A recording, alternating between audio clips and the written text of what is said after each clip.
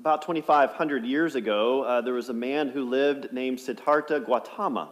That name may not be as familiar to you as the name he's become known by more often than not, which is the Buddha. Siddhartha lived in a palace. His father was a tribal chieftain in Nepal. And because he lived in the palace of a tribal chieftain, his life was quite sheltered, and some of that was by design. Siddhartha's father didn't want him to know the worries and concerns of the world. And so he led a very sheltered life, but it was a very happy life. At some point, though, as he entered into adulthood, Siddhartha wanted to experience the world beyond the palace walls. He wanted to explore the beauty of his father's kingdom over which he ruled, and he wanted to meet the people that he may one day rule. So he went to his father and he asked if he could go out into the kingdom and experience and explore it a little bit. His father was worried, but thought it was probably a good idea for him to do so. But before they went, his father took the people who were going to take him on the journey and gave them very specific instructions. You are only supposed to show him the beautiful things of life. Do not let him see anything that may be disturbing, distressing, or upset him. Please shield him from such things. So they left, and Siddhartha was in a chariot, and they were riding through the kingdom, and everything in the kingdom was, for the most part, quite beautiful. At some point, as they were going, he looked outside of the chariot, and he saw a man who had gray hair, almost white. And he was leaned over, stooped over, and with one hand he held a cane, and the other arm hung loosely. He moved very slowly and with uncertainty. And Siddhartha had never seen anyone who looked or acted like that. And so he asked the charioteer, the person who was driving the chariot, what is happening with this man? Did he suffer some accident, or is this from a natural cause? Why is he stooped over, and why is his hair white, and why does he have so many wrinkles, and why is he using a cane, and what is happening? And the charioteer said, well, he's lived many, many years, and because of that, he has grown old.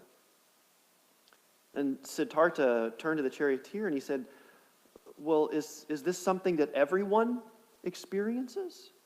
Does everyone grow old? Is this in my future? And the charioteer said, well, yes, you hope so. Right?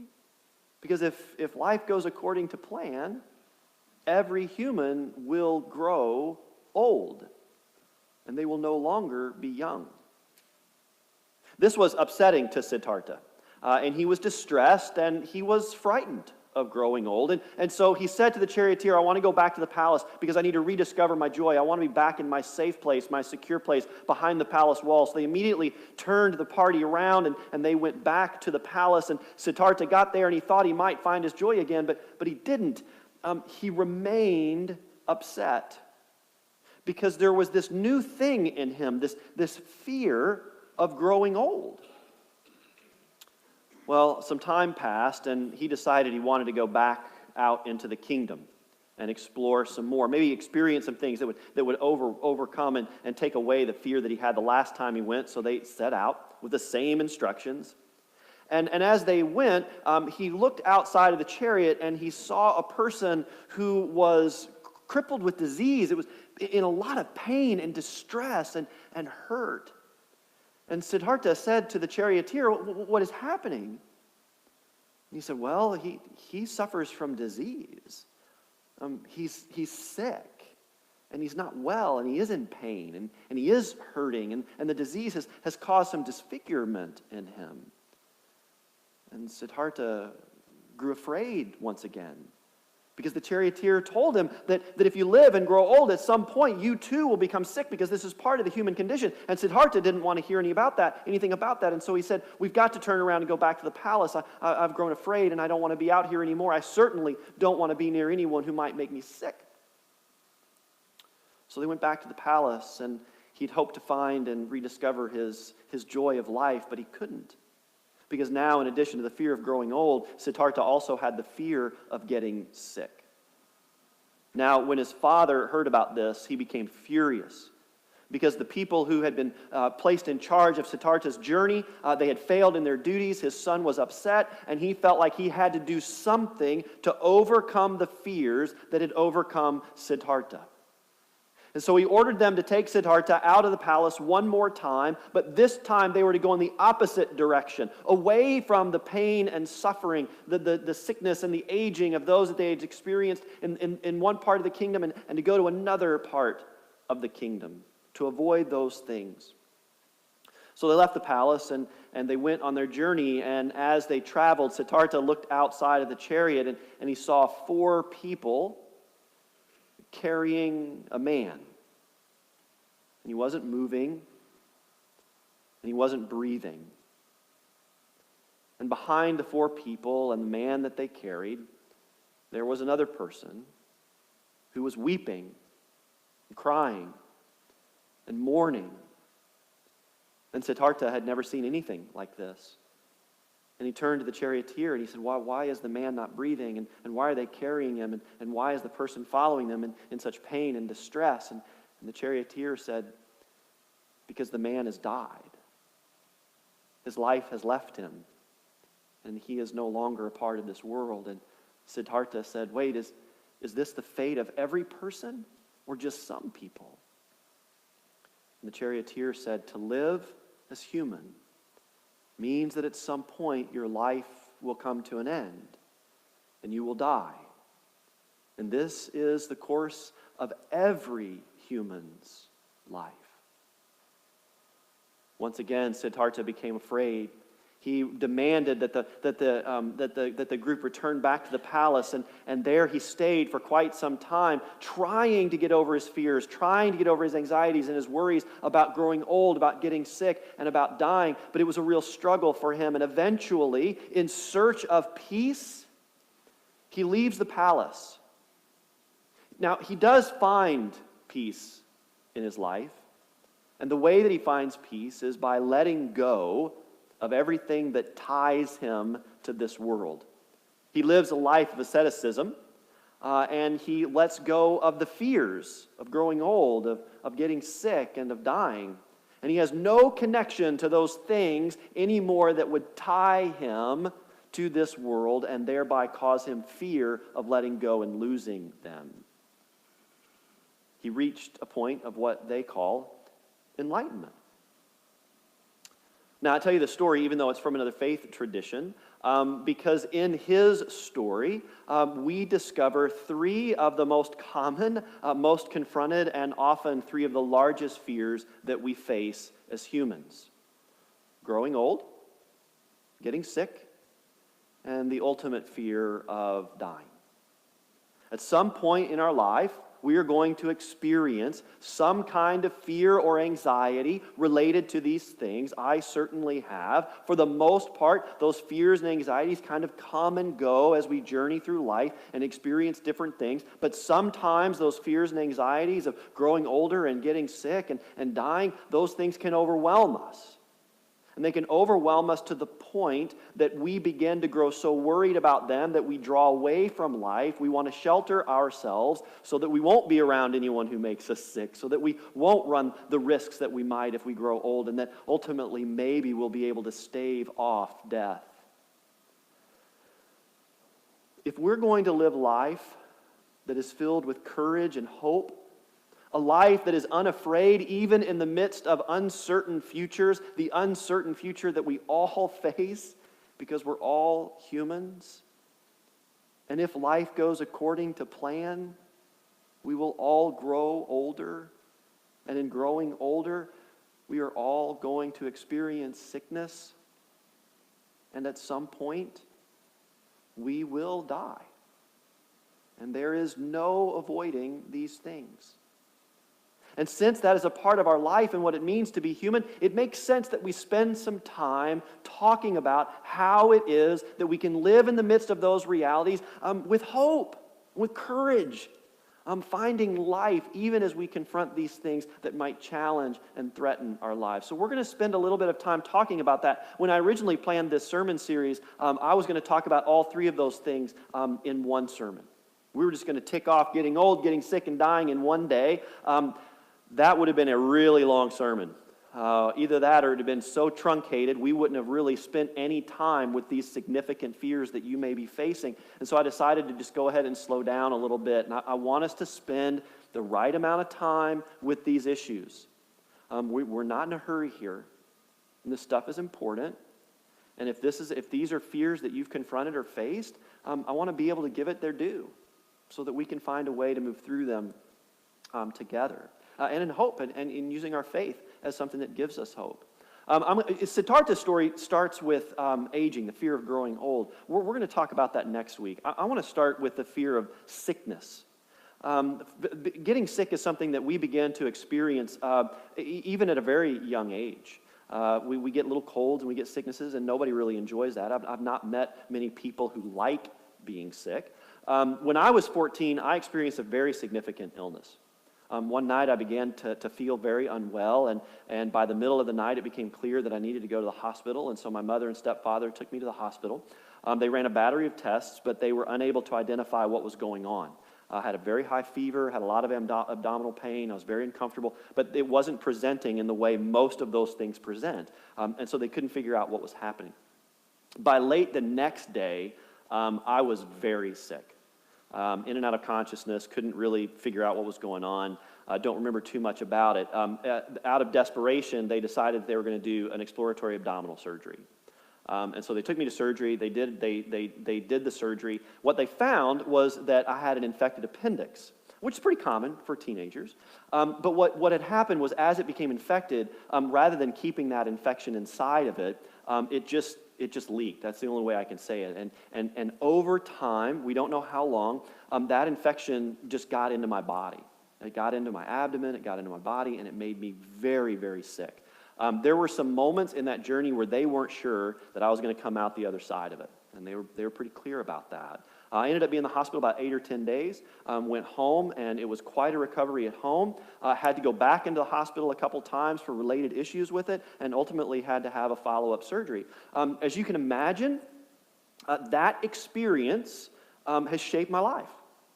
It's something I do not want to experience again. It hurt, it was uncomfortable, and it was frightening. Also, because of that experience, anytime there is anything off in my abdomen, I'm like, wait a minute, what's happening here? I wonder if we're going south again. And I get this heightened anxiety and worry anytime there's a pain or something off in my belly, because I'm afraid that it's going to, because I'm reliving that experience and that fear. And if it hangs around for any experience, any period of time, I do that thing that maybe one or two of you have done. I go to Dr. Google and I type it in. Pain, upper left hand. Would this be my left or my right? Is it looking at me or look? Upper left hand side of my belly. What is that? If you've done this, you know what a bad idea this is.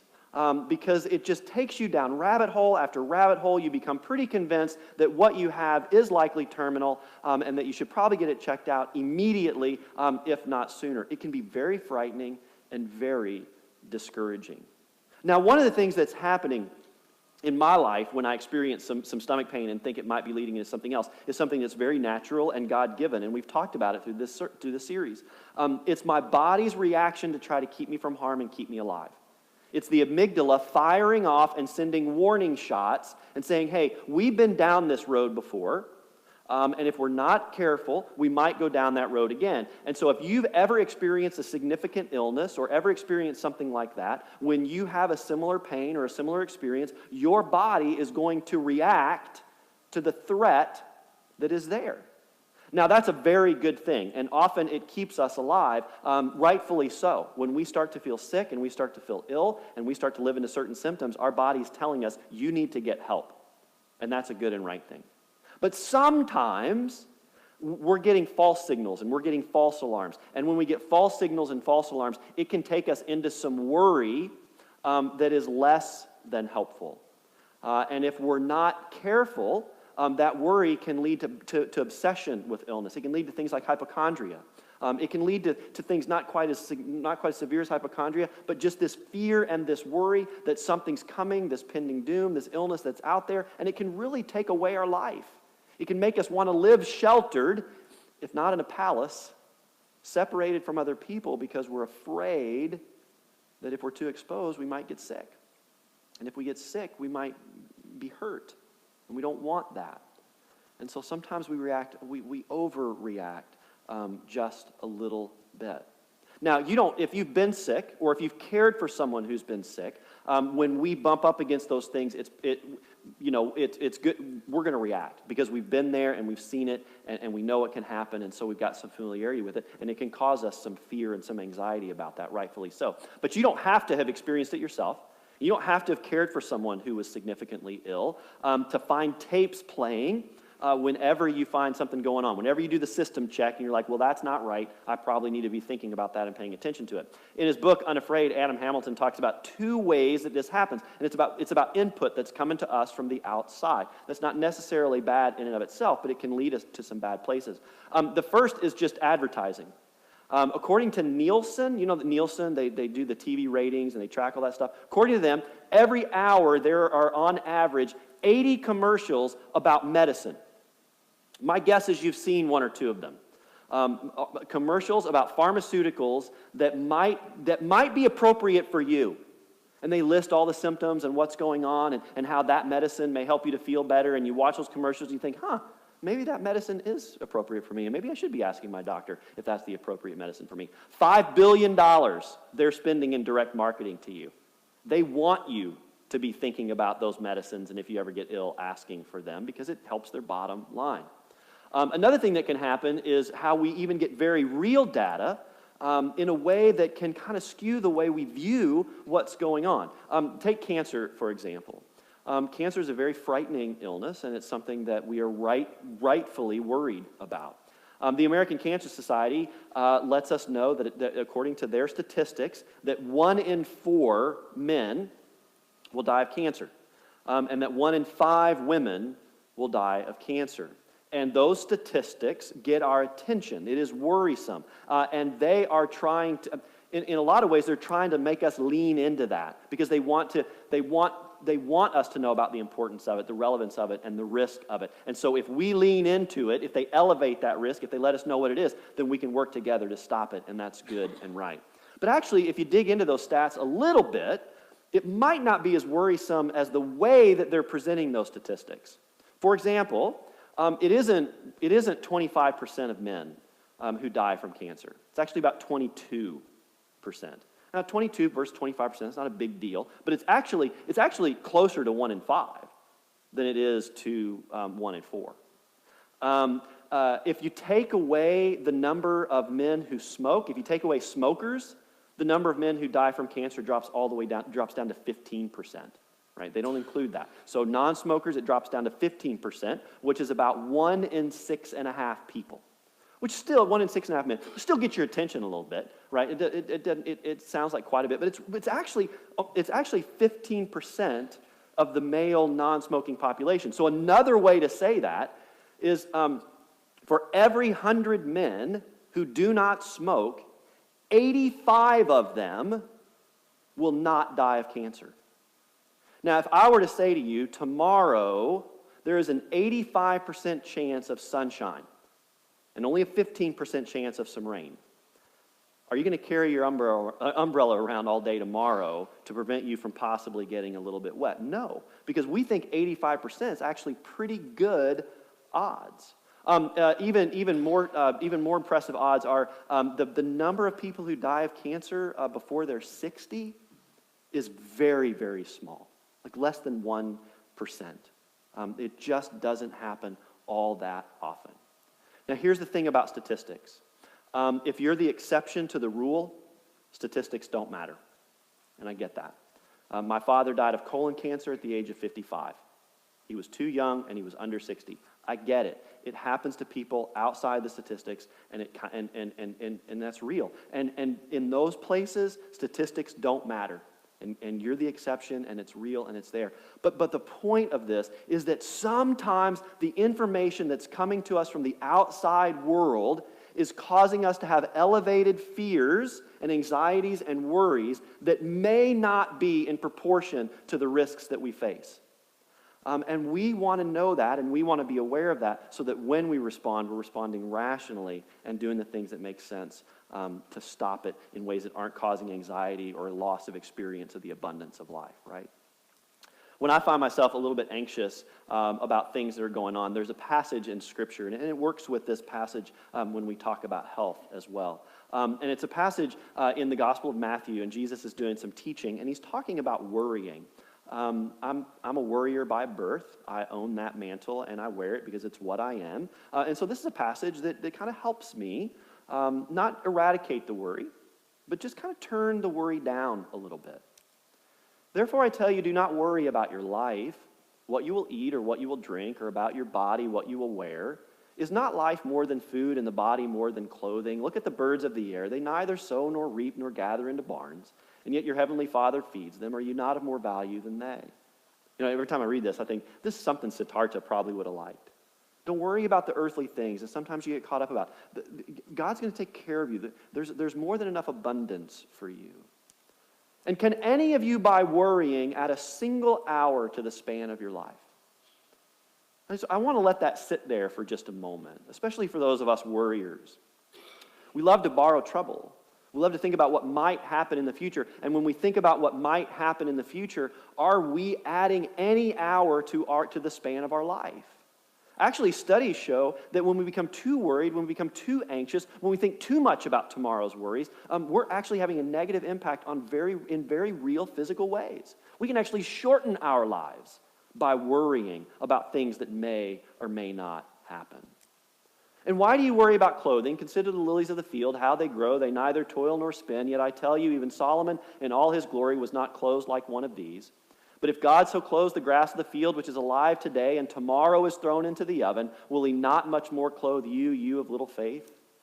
So do not worry about tomorrow, for tomorrow will bring worries of its own. Today's trouble is enough for today. Today I'm healthy, I think. Tomorrow I might not be.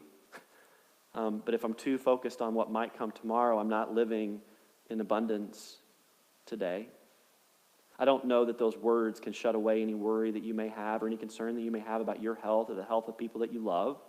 I know that faith isn't just an automatic cure-all that takes away all those things that are difficult and challenging. But as we've been talking about, sometimes our faith can turn down the volume a little bit.